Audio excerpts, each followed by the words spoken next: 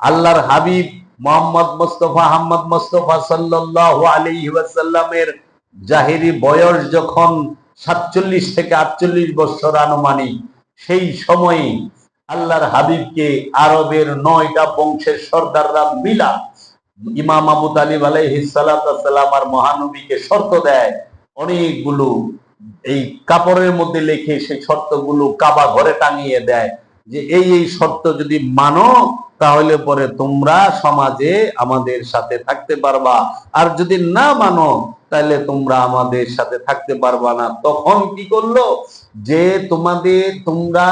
তোমাদের সাথে আমরা কেউ যাওয়া আসা করব না, সম্পর্ক রাখবো না, এবং মহানবী যদি কোথাও যাইতো তার সাথে কেউ কথা বলতো না, দেখা ঘরে ঢুকে যেত, এবং তোমাদের সাথে তোমরা যারা মহানবীর সাথে থাকবা তাদের সাথে কারো মেয়ে ছেলে বিবাহ শাদী দেব না, কোনো লেনদেন করব না, বেচা বিক্রি করব না, কিচ্ছু করব না, ভয়ঙ্কর অবস্থা, তোমাকে ভাতে মারবো, পানিতে মারবো, শিক্ষা দীক্ষা সবকিছুতে মারবো, এই প্রচেষ্টা করলো। তখন মহানবীর চাচা ইমাম আবু তালিব আলাইহিস সালাতু ওয়াস সালাম চিন্তা করলেন, যদি আমরা এই অবস্থায় যদি বাড়িতে থাকি তাহলে পরে ওরা মেরে ফেলবে। এক কাজ করি, আমরা গিয়ে পাহাড়ের গুহায় আশ্রয় নিল, যেটাকে বলে শেব আবু তালিব।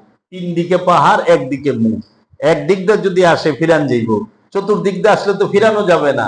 এর জন্য নির্বাচন গুলো পাহাড়ের গুহায় ঢুকলো। মাওলা আলীকে নিয়ে, ইমাম আবু তালিব আলাইহিস সালাম তার 3 ছেলেকে নিয়ে, এবং মহানবীকে নিয়ে, মা খাদিজাকে নিয়ে, মা ফাতেমাকে নিয়ে, সবাইকে নিয়ে সে পাহাড়ের গুহায় 1 বছরের খানা দানা নিয়ে ঢুকলেন, যেটাকে বলা হয় শেবে আবু তালিব।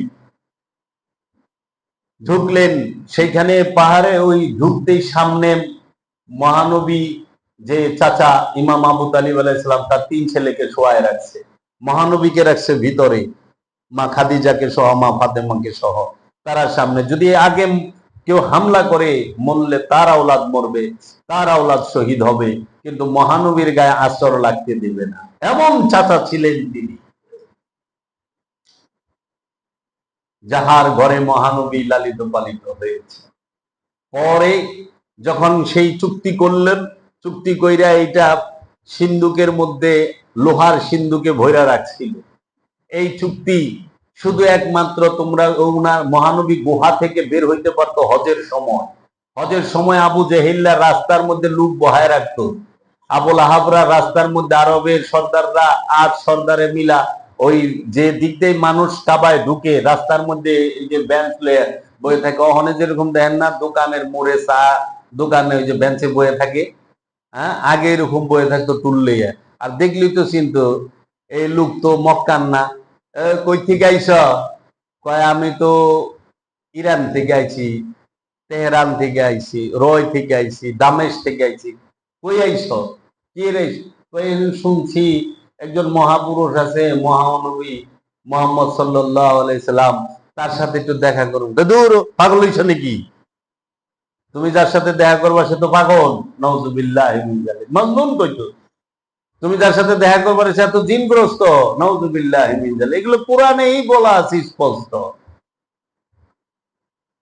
বলতো তুমি যার সাথে দেখা করতে আইছো সে তো আবতার। নাউযুবিল্লাহি মিন যালিক, নিঃসন্দেহ। তুমি যার সাথে দেখা করতে আইছো সে তো মাজনুন, জিনগ্রস্ত। এইভাবে অপবাদ দিত আল্লাহর রাসূলকে। প্রেমিকরা বলতো আমরা তার সাথেই দেখা করুন, দয়া করে ঠিকানাটা বলেন। বলতো না, যাইতো না। সেই সিস্টেম আছে না নাই? আছে না? আচ্ছা, এক গরের সিস্টেম কাদের? নবীর না কাফেরদের? তাহলে সমাজ এক গরে যে করে এটা তো কাফেরের দর্শন, কাফেরের চরিত্র। কাফেরদেরটা তো আপনারা ঠিক মতো লইলেন, রসুলেরটা তো লইতে পারলেন না। আর আপনারা নিজের মুসলমান কন। এক গইরা নবীরা করে নাই, এক গইরা করছে কাফেরেরা। কারো বাড়িতে নবীর সাহাবী আগুন দেনে, কাফেরেরা দিছে। রাতের বেলা রসুলকে হত্যা করার জন্য রসুলের ঘর ঘেরাও করছে কাফেরেরা। আপনারা যাহা করতেছেন রসুলের লেবাস দিয়ে, রসুলের ইসলামের নাম দিয়ে সব কাফেরের চরিত্রগুলো পড়েন। এগুলো বলে না কেন নিজেদের চরিত্র বাইরে যাইব। তখন 2 বৎসর যখন পার হয়ে গেল, 1 বৎসরের খানা নিয়ে গেছে, আর তো নাই, খানা শেষ। তখন কি করছে, মা খাদিজা তুল কুবরার ভাতিজা সেই খানা খাদ্য বুঝাই কইরা 1 উট এর উপরে বুঝাই কইরা দিছে পাহাড়ের গুহার দিকে তারায়া। এমন সময় আবু জাহিলা যায়া ওইটারে ধরছে। আর মা খাদিজাতুল কুবরার ভাতিজার যে রাখাল, তার সাথে ওই যে মারামারি, সেই মায়ের বিড়িছে। পরে যায়া অন্যরা তুমি এরকম করতেছ, খাদ্য পাঠাইতেছে সেইটাও যাইতে দিবে না, রাখতে পারলে বলবে আবু জাহিলেরা পাহারা দিবে, যে কে আহে কে যায়, কে কি করে, কে কথা কয় সব। আবু জাহেল অলিগো দরবারের গলি গলিতে আছে না নাই? তোমরা আবু জাহেল করে ডাইকো না, বুঝা যায় এই কি আবু জাহেল এই এলাকা, বুঝছ? পরে হঠাৎ একদিন মহানবী জালালি ভাবে আইসা তার চাচাকে বললেন, চাচা যান, আপনি ওদেরকে গিয়ে বলেন ওরা যে চুক্তি করছিল, ওই চুক্তির যে লিখিত যে কাপড়, যে রুমালটা, সেইটা কিরায় খায়া ভালাইছে, ওটার কিচ্ছু নাই, তো চুক্তির কাগজই তো নাই, তোরা কি করবো? তো এটা গায়েব করলো না মহানবী পাহাড়ের গুহায়, আর চুক্তির যে রুমাল কাপড় সেটা কিন্তু, চুক্তির কাগজ সেটা কিন্তু ওদের হাতে, ওদের কাছে, ওদের সিন্ধুকে গায়েব বলতাছে মহানবী।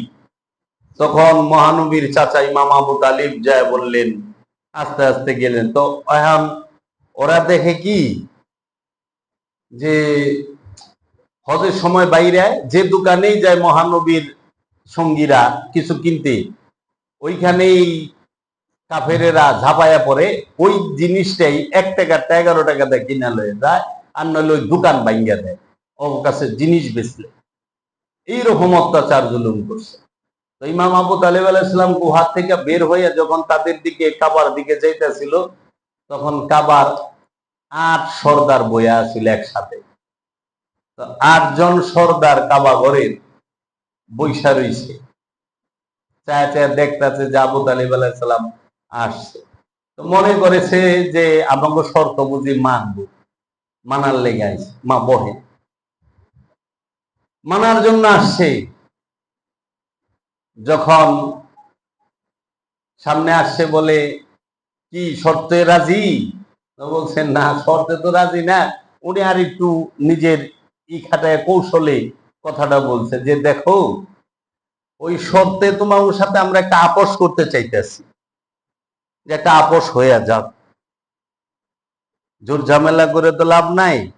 তো শর্ত হইল যে ওই কি কি শর্তগুলা লিখছিল এতদিন আগে, এতদিন আগে আমার তো মনে নাই, আমার একটু এইগুলো দেখা দরকার, ফিরা পড়া দরকার চুক্তিটা। তো ওইটা একটু বাইর করে দেখাও, আমরা একটা আপোষের মীমাংসার মধ্যে আসি। ঠিক আছে, যাই সিন্ধুক লয়ে আইছে। যখন সিন্ধুক সামনে আনছে, তখন বলে দাঁড়াও, কথা আছে।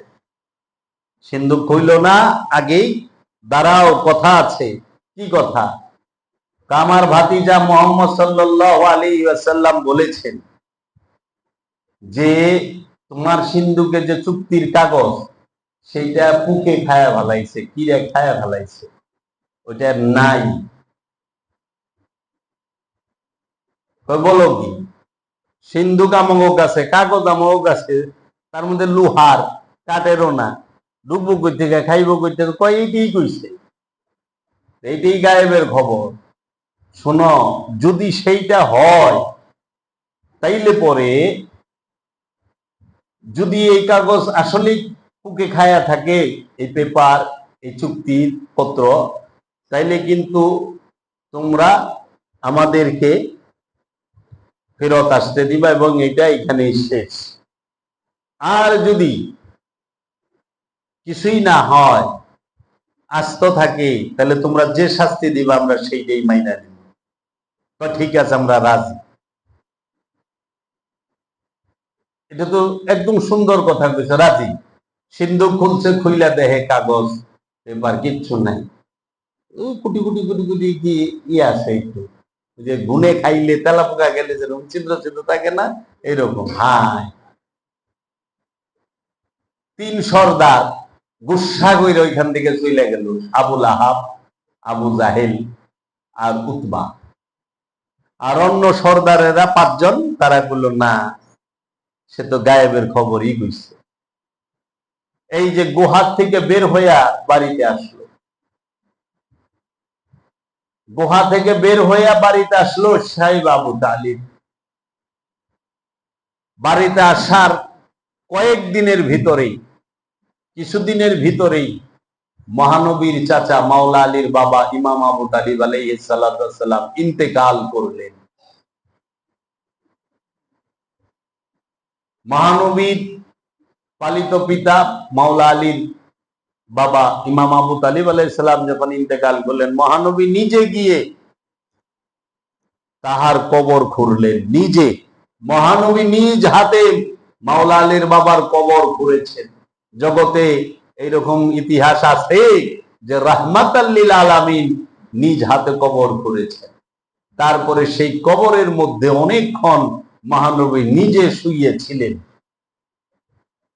নিজে শুইয়েছিলেন। এখন কথা আসে না? হ্যাঁ, আপনারা আল্লাহর রাসূল একবার স্বপ্নে দেখলে জান্নাতে চলে যাইবেন, আপনারা কানে হাত দিয়ে ওয়াজ করেন, আপনাকে বুট দিলে জান্নাতে যাইব গা মানুষ, কানে হাত দিয়ে ওয়াজ করেন।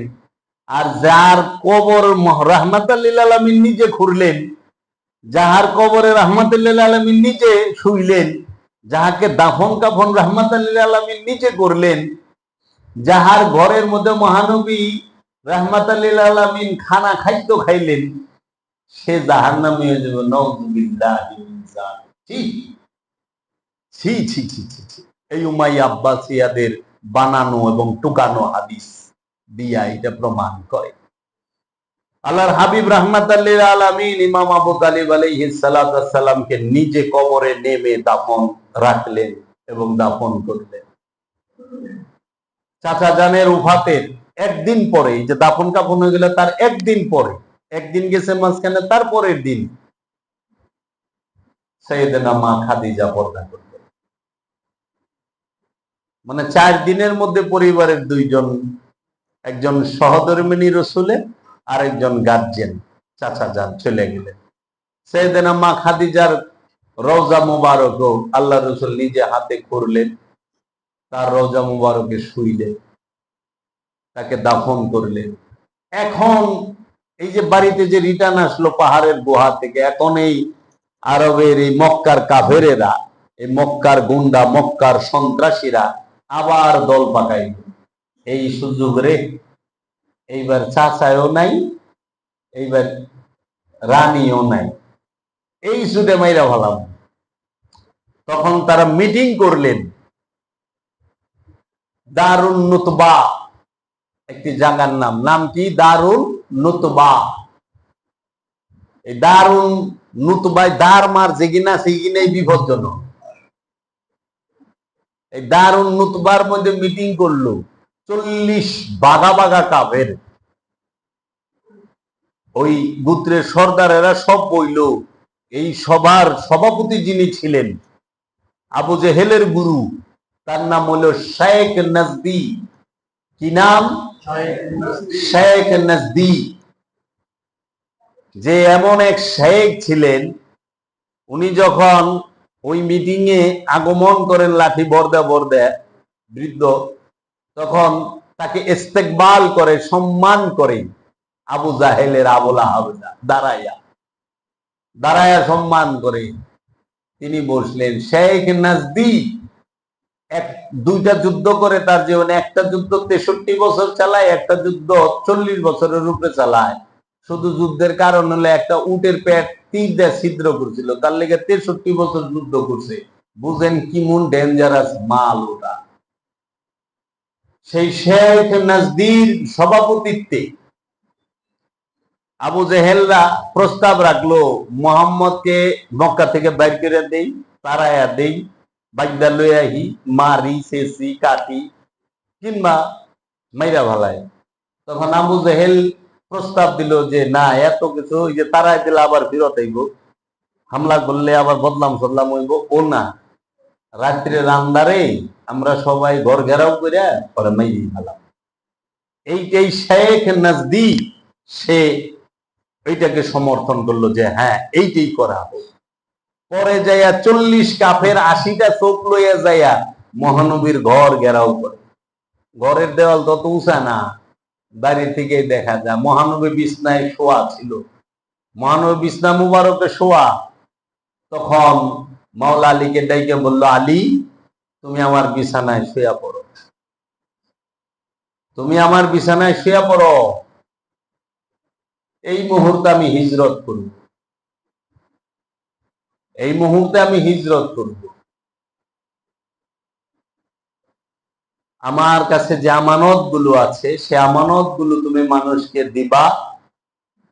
এবং সবাই রইল, মা ফাতেমাকে সহ রেখে গেলেন, বলেন ফাতেমাকে নিয়ে সবাইকে নিয়ে তুমি 3 দিন পরে মদিনায় আসবা। মহানবী প্রথমেই যায় মদিনায় প্রবেশ করেন নাই, মদিনার আগে একটি গ্রামে তিনি এক সাহাবীর বাড়িতে অবস্থান করেন। সবাইকে নিয়ে মদিনায় প্রবেশ করবেন। 3 দিন পরে মাওলা আলী সমস্ত পাওনা দাওনা দিয়ে সবকিছু ফালায় রাইখা তিনি মদিনার উদ্দেশ্যে রওনা করেন। তিনার কাফেলা নিয়ে মহানবীর সাথে মিলিত হন। মহানবী তারপরে যায়া মদিনায় প্রবেশ করে। তখন মদিনাবাসী স্বাগতম জানায়, তালা আল বদরু আলাইনা মিন সানিয়াতিল বিদাই ওয়াজাবা শুকরু আলাইনা। এই কাসিদাটা আগে মিলাদে পড়তো, আমরা যখন ছোট তখন পড়তো, খুব ভাল লাগে। এটা উঠাই দিছে কেন? ওই যে অগ পরিচয় বেড়ে যায়, ওরা কি করছে, মক্কার গুন্ডারা, মক্কার এগুলো হলো গুন্ডা, সন্ত্রাস, ডাকাত, বদমাইশ, যে রহমাতাল লিল আলামিনকে ধরে রাখতে পারে না। মহানবী যখন চলে গেলেন হিজরত করে মদিনায়, মহানবীর বাড়িঘর দখল করে নিলেন এবং সেই বাড়িঘর বিক্রি করা হইল। নির্মম, জানেই না বিক্রি করে ফেলা হয়েছিল। মহানবী যখন 10 বৎসর পরে আবার মক্কা বিজয় করেন, তখন মানুষ জিজ্ঞেস করছিল আপনি কি মক্কাই থাকবেন? বলছে কোথায় থাকবেন, আমার বাড়িঘর তো বেচেই ফেলাইছে, দখলই করে ফেলাইছে, কারণ ওইটা আবার উদ্ধার করবে, আবার জব্দ করা লাগবে না। না, সৈয়দ দিতে জানে, নিতে জানে না। যারা দখল করছে, কিনছে, এরা একদম আপনাকে দিয়ে দিলাম, মহানবী সেটা নিবে নাকি? সৈয়দের জন্য সাদকা হারাম। সৈয়দ সাদকা দিতে জানে, নিতে জানে না। তাই মহানবী আর মক্কায় থাকলেন না, মক্কায় রইলেন না। তিনি মক্কা বিজয় করে মদিনায় চলে গেলেন। আবার 2 বৎসর পরে হজের উদ্দেশ্যে মদিনা থেকে মক্কায় আসলেন। হজ পালন করে মহানবী আবার বিদায় হজ শেষ করে গাদিরে ঘুমে গিয়ে মাওলা আলীর অভিষেকের ভাষণ দিয়ে 18ই জিলহজে আবার মদিনায় তিনি চলে গেলেন। এই 18ই জিলহজের পরেই মহানবী গিয়ে রবিউল আউয়ালের প্রথমে পর্দা গ্রহণ করলেন। 18ই জিলহজ হলো ঈদে গাদিরের ভাষণ, আর 18ই জিলহজের ঈদে গাদিরের ভাষণের পরেই মহানবী পর্দা গ্রহণ করেন। বিদায় হজের 80 থেকে 81তম দিন পরেই আল্লাহর রাসূল পর্দা গ্রহণ করেন।